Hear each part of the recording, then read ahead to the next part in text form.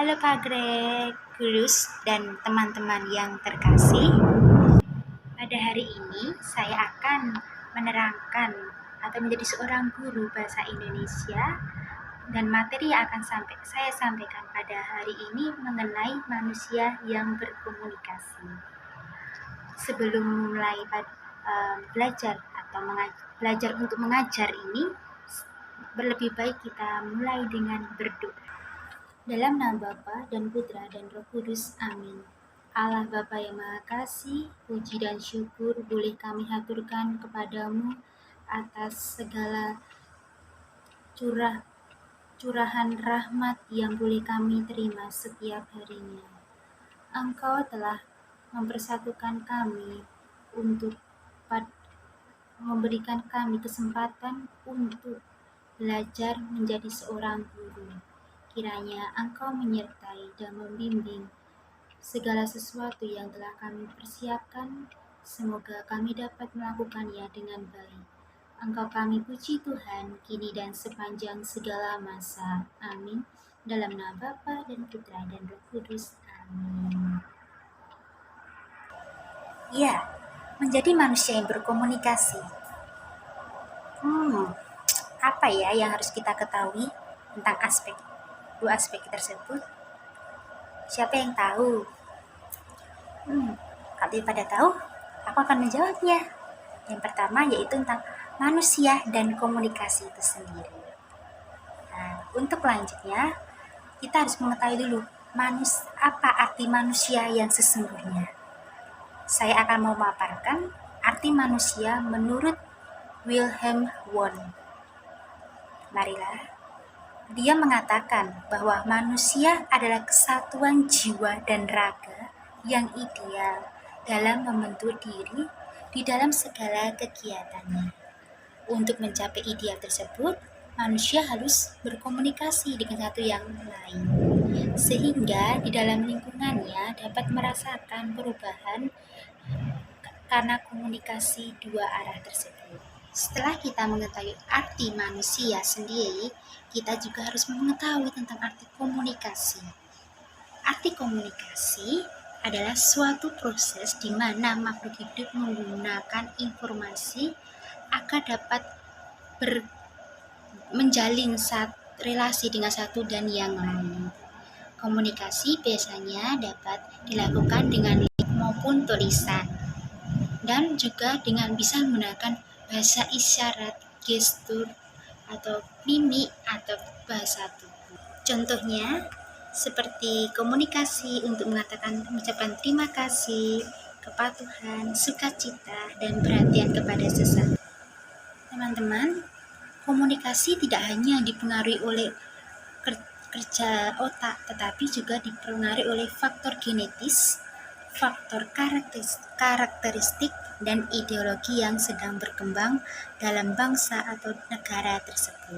Dengan komunikasi dapat membuat manusia dapat membuat segalanya, dan dengan komunikasi juga manusia menjadi tidak bertanggung jawab, karena dengan komunikasi mereka dapat menghancurkan negara. Seperti contohnya perang dunia, perang antar suku, daerah yang dapat menghabiskan manusia. Sekarang tinggal kita yang memilih. Kita mau memilih jadi manusia bertanggung jawab atau milih manusia yang tidak bertanggung jawab. Oke, marilah kita lanjutkan dengan menjawab 3 pertanyaan. Yang pertama, bagaimana membentuk jati diri manusia yang solutif dan bukan desintegratif? Yang pertama, menurut saya, membuat jati diri manusia yang solutif itu yang pertama adalah harus percaya diri. Dengan percaya diri, kita menjadi seorang yang lebih pemberani, lebih menjadi pribadi diri kita sendiri. Yang kedua, visualisasi visi. Untuk seorang dalam menjalani hidupnya harus memiliki visi ke depan. Apa yang akan saya perbuat ke depannya, sehingga kehidupan itu tidak hanya berjalan dengan ya berjalan dengan sesuai dengan irama. Tetapi jika kita punya visi, ada sesuatu yang kita pegang untuk masa depan. Lalu introspeksi diri. Kita harus mengintrospeksi diri kita juga. Apa yang telah kita perbuat, apa yang kita lakukan, apakah kita menjadi manusia yang bertanggung jawab atau yang tidak bertanggung jawab. Ya, keempat, gali potensi. Kita harus mengetahui juga potensi yang ada di dalam diri kita. Kita harus belajar untuk mengenal kelebihan dan kekurangan diri kita, sehingga kita mampu untuk juga mengenal sesama. Yang kelima, berpikir positif.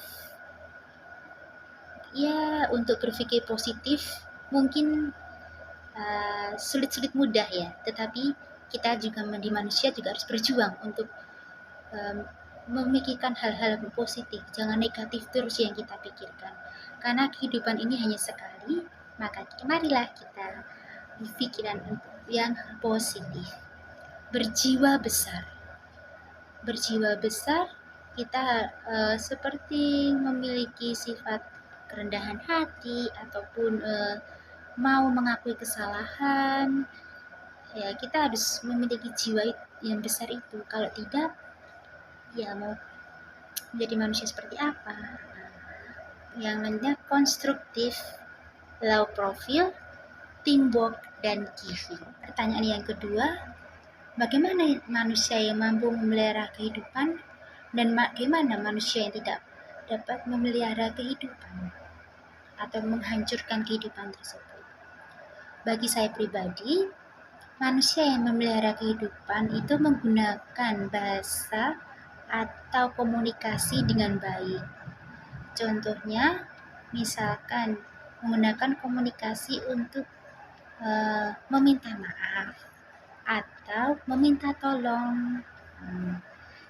Jika dan komunikasi yang membuat manusia dapat menghancurkan kehidupan seperti luapan amarah, benci, dendam, dan dapat menyakiti. Terkadang perkataan atau komunikasi kita dapat menyakiti hati sesama. Itulah yang menghancurkan kehidupan.